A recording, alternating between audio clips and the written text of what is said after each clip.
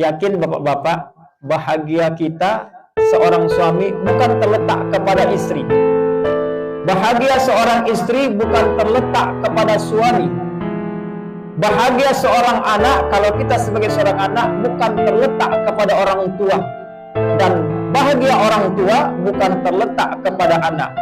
Tapi yakin, seyakin-yakinnya Pak, kebahagiaan kita adalah terletak kepada kedekatan kita kepada Allah. Semakin dekat dengan Allah, semakin bahagia kita Pak. Semakin kita ingat ke Allah, semakin bahagia kita Pak.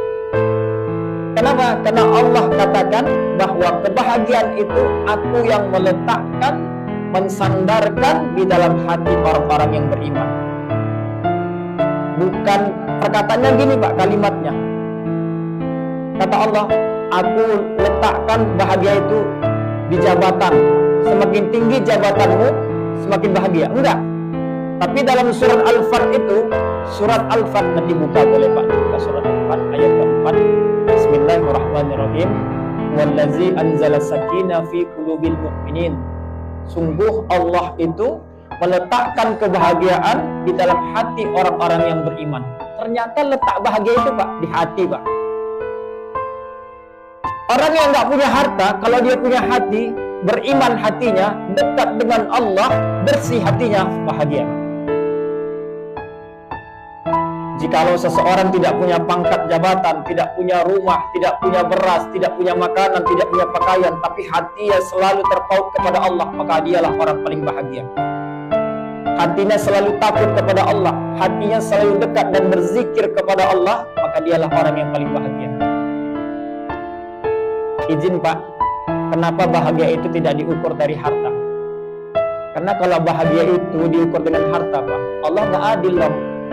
Yang bahagia hanya hartawan saja. Benar Pak? Sepakat Pak?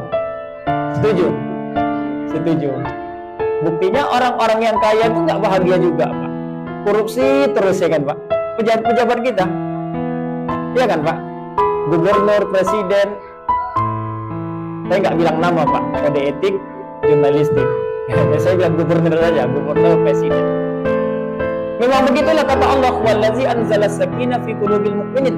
Sungguh Allah Subhanahu wa taala itu meletakkan kebahagiaan itu di dalam hati.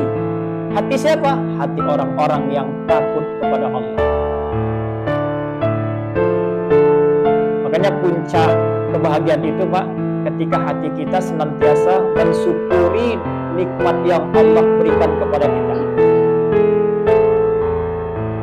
Izin Pak, kita selamanya tidak akan pernah bersyukur Pak, kalau hidup kita bandingkan dengan hidup orang lain. Apa kata Imam Syafi'i? Jangan bandingkan hidupmu dengan kehidupan orang lain.